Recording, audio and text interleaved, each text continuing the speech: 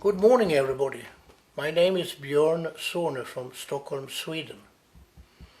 I have lived in Persia during the time of the Shah for a few years, and when I was there I started to collect Persian stamps and covers, envelopes with or without stamps.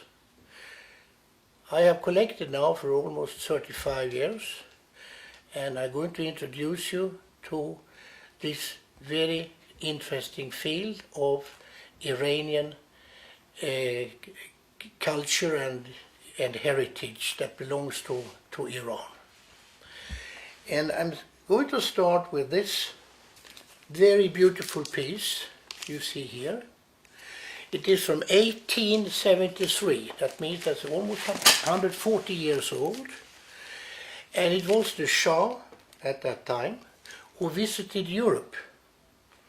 And he came to Great Britain, among other countries in Europe, and this ticket here, which is so beautiful, is an invitation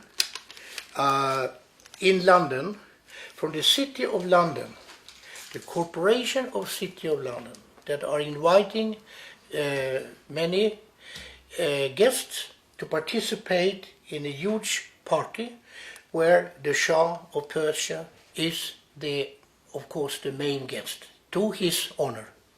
Why I'm showing this is because the visits of the Shah to Europe in 1873 and another, I think 3 times, up till 1900, 1905 or so, was very important for the development of Iran, as he brought along hundreds of Iranians with different background, who could see for themselves in what manner Europe was developed.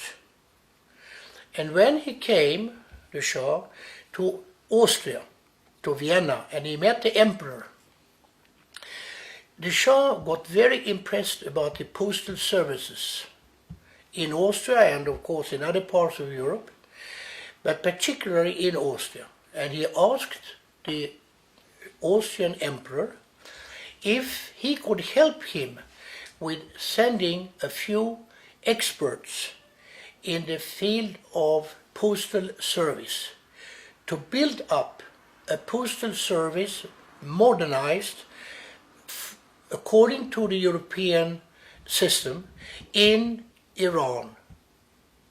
And in 1875, 2 gentlemen from Austria arrived to Tehran, and they started more or less immediately to organize the postal system according to European manners and regulations. And that's when also the very, very famous worldwide, the lion issue was printed. There had been also another type of lion stamps printed back in between 1868 and 1870. However, back in those years, there were no cancellation available. So one could not cancel the stamps, which means that anyone could take off the stamps and reuse it again and again and again. And therefore, that kind of service was abolished by the Shah. Ramlade du då, eller vad hände? Oj, oj, oj.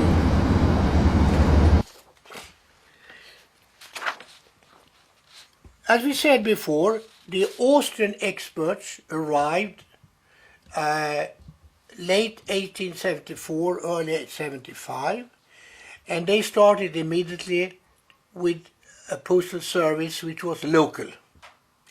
And after a year or so, they could also introduce the possibility of sending letters abroad via Julfa. However, since Iran, Persia, was not a member of the UPU, which is the World Postal Union, Persian stamps was not valid in foreign countries. Therefore, they had also to put the Russian stamp, which could be bought at the post offices in Tehran and Tabriz and maybe a few other towns in the country. And they cancelled the Persian stamp in Tabriz or in Tehran, whatever, but not the Russian one, of course. It was only cancelled when it arrived on the other side of the Ajax River to the Russian post office of Julfa. There they saw it was the correct rate, which was 8 kopek, and then they cancelled it. So you have here the Persian stamp with the Persian postmark. Here you have a Russian stamp with the Russian postmark. This combination of Russia-Persia, altogether I think there's about 8 items. In the beginning of the 1880s, after the Shah had done his second visit to Europe, and he fell in love with the French culture, he decided that French currencies should be introduced in Persia within the postal system. So, for example, if we take this red stamp here, it's written 10 at the bottom in Latin script, which means 10 centimes, which is equivalent to what is written in Persian here in Farsi, which is then 2 shahi. So you have here 2, here you have 1 shahi, 2 shahi, 1 shahi, and another 1 shahi here. However, this green one was printed I think it was after the French currency reform had been reverted because it was not popular among the population. So it's written punch and it's written 5 here. So there one had gone back to the original way of writing on the stamps, the complete Persian system, so to say. And this beautiful cover was sent to England 1884. There was an interest of sending and receiving parcels, of course, in Persia with European countries. Unfortunately, Russia put a stop to this in the way that they said even transit parcels, the content has to pay custom duties, which of course made such a parcel very, very expensive. However, there was a rule within the UPU which stated that parcels under 5 kilograms, another UPU country had no right to put any custom duties on such parcels which were in transit.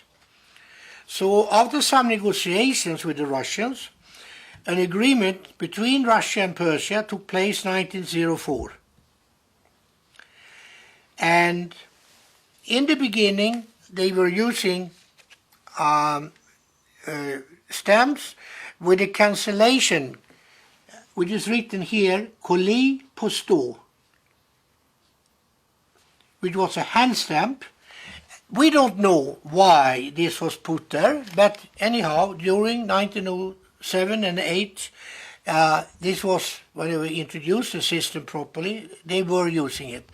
There is about 8 of these sort of parcel documents used with stamps overprinted with this kind of mark. And this parcel here was sent to Constantinople, which is written here, via Russia. So it went through Baku Ensali to the Black Sea, where it was taken to Constantinople. And there are only 3 such covers with Gilan stamps known.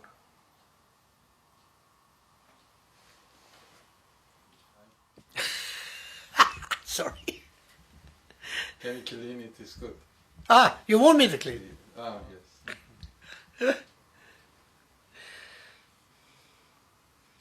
Okay. From the Iran Philatelic Society in Tehran, which was sent 2009, when they decided to make me an honorary member of this society. The president at that time was Feridun Novin Farabash, the famous stamp dealer in Tehran, who unfortunately passed away only about a year and a half ago.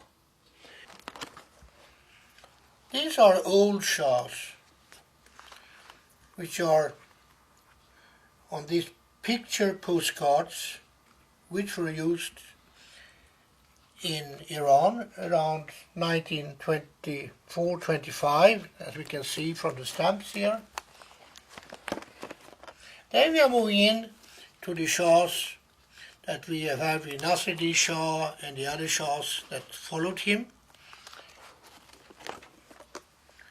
And we can see when the shahs went to Paris, for example, on a visit.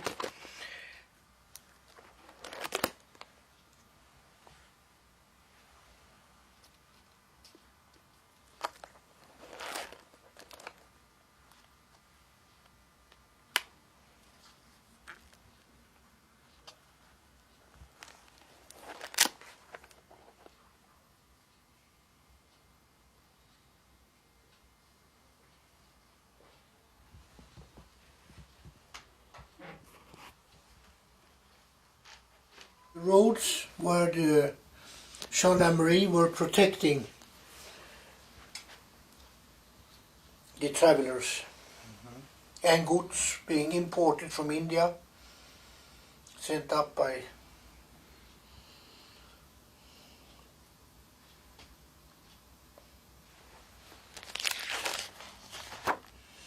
here are some of the banks involved for transferring money to the parties.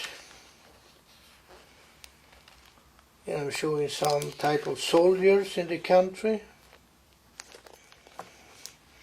Here are Cossack troops.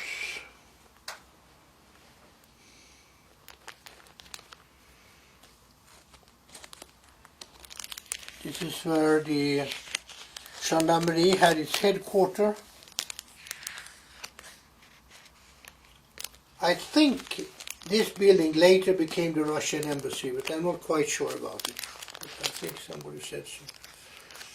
Here you can see a letter which has been sent home from the Ministry of Interior, hand carried to Sweden, and they put the Swedish stamp on only when it reached Sweden. So it must have traveled with one of the Swedish officers when he went back to Sweden. And this picture when the regiment number 2 left Tehran, or had a military parade here, sorry. They had a military parade. Here we see some of the Swedish officers at where the officers had their office, one could say. Here are some Swedish letters sent to Iran, Persia, to the officers.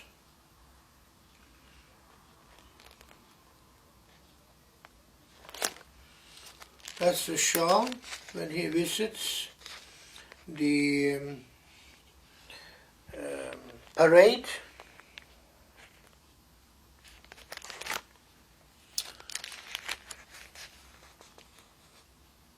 This is what they call the fourage, the supply of food and all this to the troops. See, here are more. These are just more letters from the different regiments sent to Kerman. This doctor here, Rönne, medical doctor, he died after only 6 weeks in Iran. So he had a very short visit. He got But after 6 weeks in Iran, he died? Yeah, he got very sick Why he went to Iran? As a medical doctor. From Sweden. Yeah. To work with the, you know. What was his name? Rönne.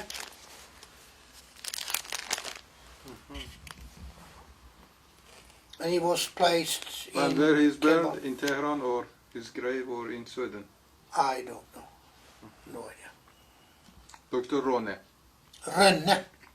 Rönne. Yeah. It's an O with two dots. Rönne. Rönne. Rönne. Mm. Rönne. In proper Swedish. Okay. Okay. Like Örebro. Örebro. Yeah. Rönne. Rönne. Rönne. Here we have Hjalmarsson, the one who was the boss of the Swedish officers. With some of the other officers, they are sitting there having a meal.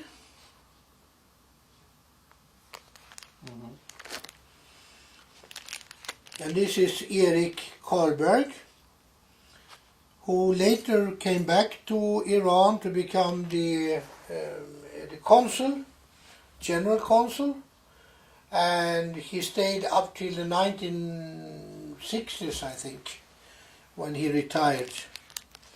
So he was a very well-known person.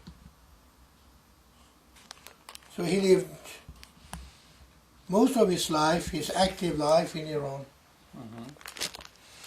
These are telegrams used in Persia, or letters written to within the organization, you know.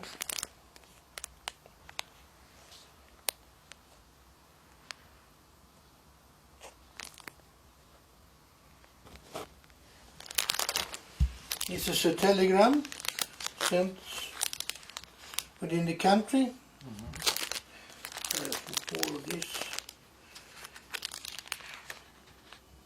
All of this.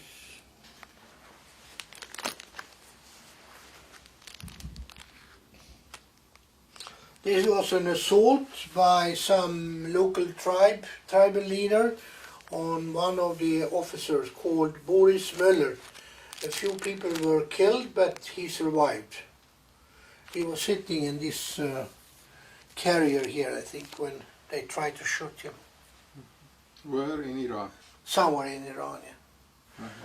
Because maybe I can find out if I have it. I guess so. Let's see here. On the route Rasvin to Hamadan.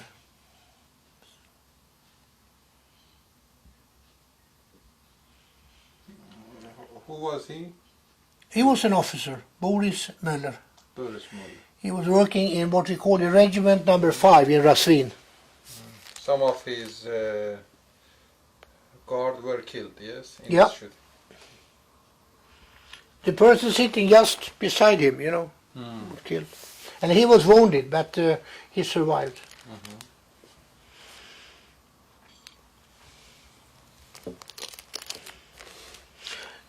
Then, apart from the officers, because the Shah government found that the officer built up the gendarmerie very well, and then they also needed to modernize their own police force.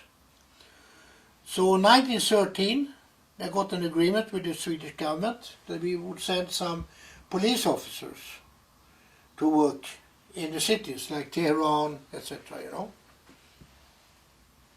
So that's what we call regular police force.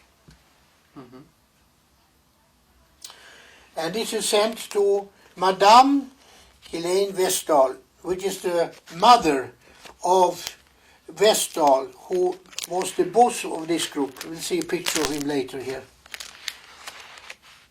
Here you can see now, we are talking about here, also the Minister of Interior, but this is for the police force.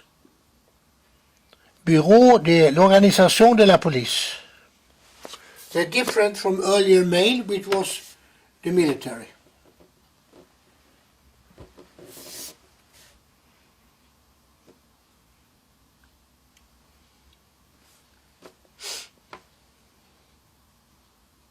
Okay.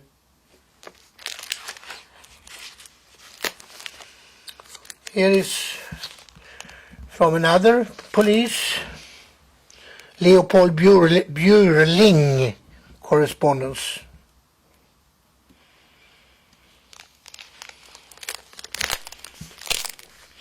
And this is Martin Ekström. This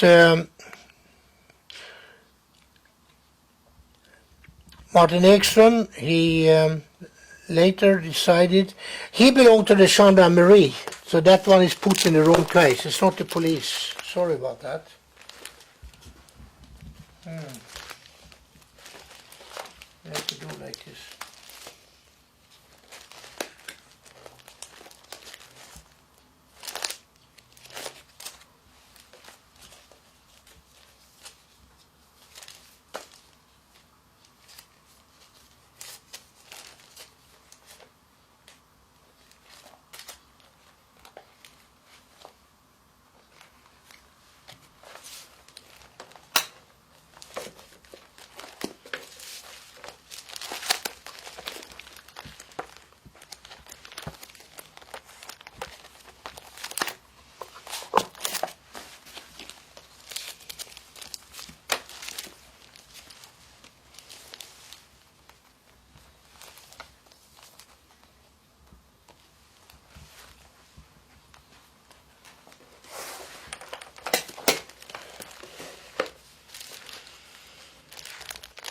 This is more of the Björling correspondence. Prefecture de Police de Tehran. Again, Björling on a registered cover and a postcard. And this is interesting because this is Colonel Mohammed Khan Dargahi. He became the police, the boss of the police after Mr. Westall was left the country 1923, during the time when Reza Khan was, I don't know if he was war minister or whatever he was, 1923, but he wanted to have Iranians also working on the important positions in the administration, either it was for the state or within the army. So a lot of foreign experts their contracts were cut, and Westall returned to Sweden after so many years in Iran, and this officer took his position. This is an interesting letter. It's from the coup d'etat in February 1921, when Mr. what was his name? Tabatabai? And Reza Khan together made the coup d'etat.